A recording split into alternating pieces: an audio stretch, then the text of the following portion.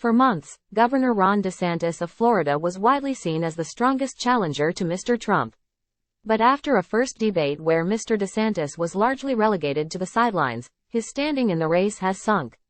Recent surveys of Iowa and New Hampshire show that Mr. DeSantis has lost as much as half of his support, falling to third place or lower.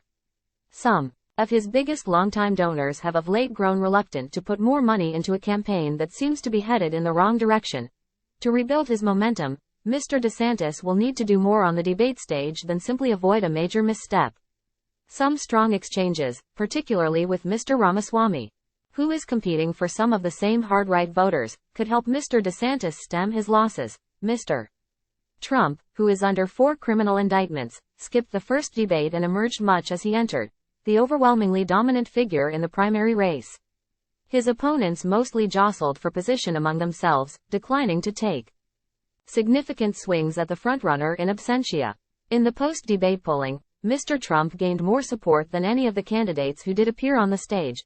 Since then, as his legal cases play out in the courts, Mr. Trump has grown more extreme and violent in his rhetoric.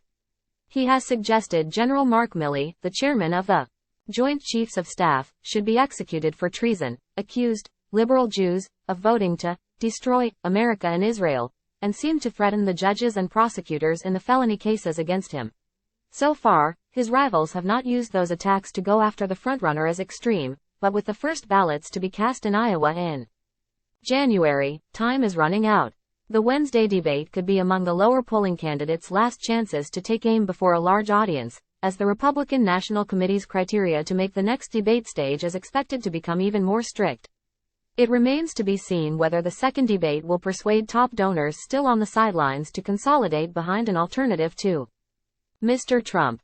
Rather than attending the debate, Mr. Trump will appear with auto workers in Detroit. Mr. Ramaswamy might have grabbed headlines with a pugnacious performance last go-round, but Ms. Haley had arguably the best night. She distinguished herself with her answers on abortion and foreign policy while seizing the opportunity to position herself as the adult in the room, as her male rivals bickered. She raised more than $1 million over the 72 hours that followed the event, winning over Republican donors who have been looking for a plausible alternative to Mr. Trump. And she elevated herself over Senator Tim Scott, a fellow South Carolinian, as the next generation conservative who could potentially appeal to independents and some disaffected Democrats. Mr. Scott faded on the stage in Milwaukee. But while it's critical for him to make a splash at the Reagan Library in order to eat into Ms. Haley's gains, any spotlight-grabbing moments cannot tarnish his persona as the happy warrior, with the winning smile and the hopeful message. A bad night, or just an invisible night, for Mr. Scott would dim hopes of a resurgence. Former Vice President Mike Pence and Chris Christie, the former governor of New Jersey, have tried to position themselves as the anti-Trumps. Mr. Christie is the loudest castigator of the former president as a threat to the nation, while Mr. Pence has denounced his former running mate as a false conservative, soft on abortion and too populist on trade and foreign policy. Neither argument has gained traction with voters so far. For both men, the debate will be a chance to find an anti-Trump message that actually appeals to Republican voters. Mr. Christie tried to use his trademark slashing style in Milwaukee, only to be booed down by an audience that registered its loyalty to Mr. Trump. The audience Wednesday night could prove to be more sympathetic, or at least more polite, allowing more of the former governor's blows to land. The federal government appears to be barreling toward a shutdown this Sunday, with Congress paralyzed into inaction by a fractured Republican majority in the House that is unable to pass the spending bills needed to keep federal agencies operating past September 30th. Complicating House Republican calculations is Mr. Trump, who has demanded that his followers vote against any spending measure that keeps funding the Justice Department's prosecution of him over his efforts to overturn the 2020 election and hide highly classified documents that he took from the White House. It is an impossible request. The 7 candidates on the stage will almost certainly be asked their views.